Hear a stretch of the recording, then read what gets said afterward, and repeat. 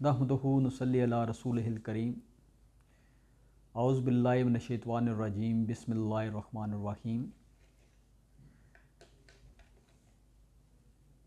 آج میں جس ٹاپک پہ گفتگو کرنے لگا ہوں اس پہ میں نے بہت سے آرٹیکل بھی لکھے، بہت سارے دوستوں نے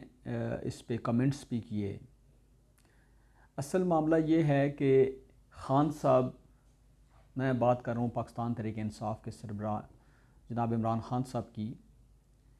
جن کو ان کے ناقبت اندیش نادان دوستوں نے دو حکومتوں سے صرف اس وجہ سے محروم کر دیا کہ شاید ان کا ایجنڈا کوئی اور تھا، شاید افراتفری تھا، شاید سسٹم کو جام کر دینے کا تھا۔ آپ اس کی مثال ایسے لے سکتے ہیں کہ وفاقی وزیر اطلاعات جو سابق رہے ہیں فواد چودھری صاحب، انہوں نے الیکشن کمیشن کے حوالے سے جو کوئی گفتگو فرمائی، جس کے بعد الیکشن کمیشن نے توہین الیکشن کمیشن کی مد میں ان کی گرفتاری کے احکامات جاری کیے اور ان کو گرفتار کر لیا گیا۔ اس پہ بھی بہت سا تماشا رہا، آپ نے دیکھا ہوگا کہ گزشتہ کوئی 12-14 گھنٹے سے ٹی وی سکرین پہ صرف فواد چودھری صاحب کی گرفتاری، رہائی، مارا ماری، ان کے قافلے کو اسلام آباد آنے سے روکنا،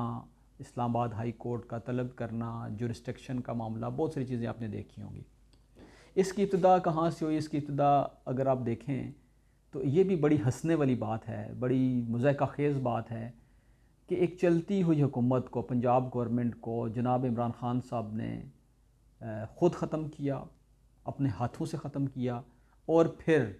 وہ اپنی مرضی کا، اپنی پسند کا سی ایم بھی لگوانا چاہتے ہیں۔ مجھے اس منطق کی، میرے سمیت بہت سارے دوستوں کی اس منطق کی آج تک سمجھ نہیں آئی کہ وہ چاہتے کیا ہیں۔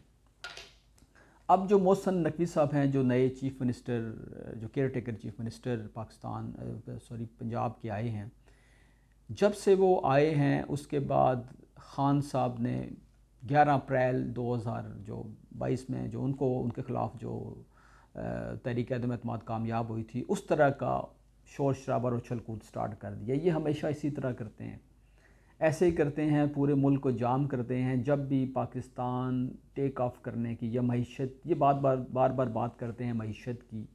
اب ان کو کوئی یہ سمجھائے جا کہ ان کا کوئی دوست، کوئی درمیان والا بندہ کہ بھائی خان صاحب، آپ کی ہر موو، آپ کی ہر افراتفری والی موو پاکستان کو معاشی لحاظ سے نقصان پہنچاتی ہے۔ کیا یہ آپ کو کوئی نہیں بتاتا؟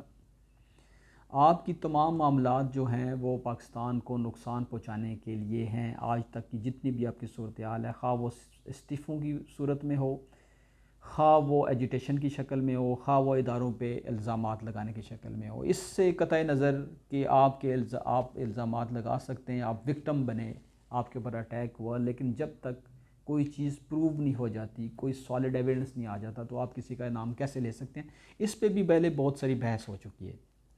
میں بات جو کر رہا تھا آج کے معاملے کی، تو یہ جو خان صاحب نے اپنے ہاتھوں سے جو اپنی سیاست میں مائنز بچائی تھی، یہ آج سے پھٹنا شروع ہو گیا، میں سمجھتا ہوں۔ وہ پہلی مائنز فواد چودھری صاحب کی گرفتاری کی شکل میں ہوئی ہے۔ اچھا، جہاں تک فواد چودھری صاحب کا تعلق ہے تو میں سمجھتا ہوں کہ ان کی گرفتاری کی جب ان کو ہتھ کڑی لگائی گئی تو وہ ایک سیاسی ملزم ہیں،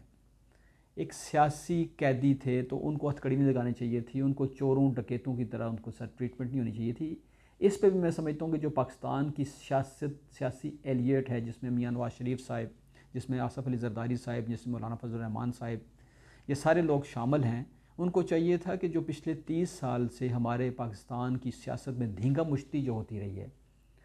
اس سے کوئی تو سبق اخذ کرتے، اور آج اگر فواد چودھری بغیر ہتھ کڑیوں کے وہاں پہ جاتے، ان کی ویئر اباؤٹس اور ان کے معاملات کو پبلک کر دیا جاتا، تو شاید آج ان کی فیس سیونگ ہو جاتی۔ ہمیں تو ایسا ہی لگتا ہے کہ ہم 90s کی سیاست میں ہیں آج بھی، ان سیاستدانوں نے اس سے کچھ نہیں سیکھا۔ جو بھی وہ کوئی کر رہا ہے، جو اگر یہ جو سیاستدان اگر یہ نہیں کر رہے، مثلا میں سیاسی گورنمنٹ کی بات کر رہا ہوں، سیاسی حکومت کی بات کر رہا ہوں، وفاقی حکومت کی بات کر رہا ہوں، تو ان کو اس پہ بھی بڑی کلیئرٹی کرنی چاہیے۔ ان کو چاہیے یہ، اب جب تک سیاستدان ایک دوسرے کی رسپیکٹ کا خیال نہیں رکھیں گے، جب دیکھیں یہ مشکل وقت میاں نواز شریف صاحب پہ بھی آیا، یہ مشکل وقت نہال ہاشمی صاحب کی شکل میں بھی آیا،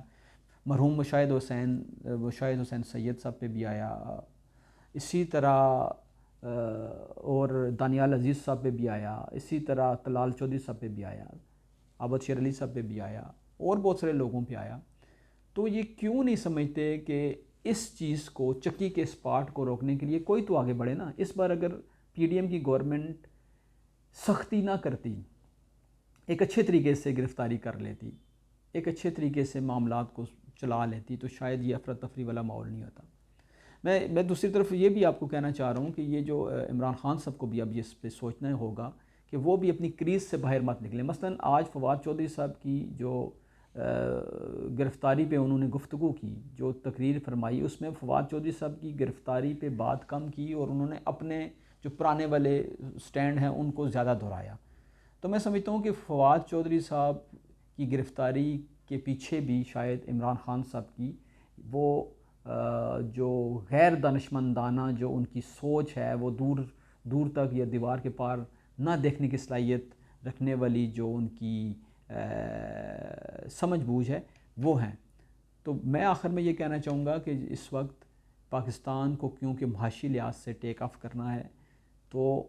سب سے زیادہ جو اس وقت رسپانسبلٹی دکھانے کی ضرورت ہے وہ ہمارے جو پولیٹیکل کلاس کی ہے،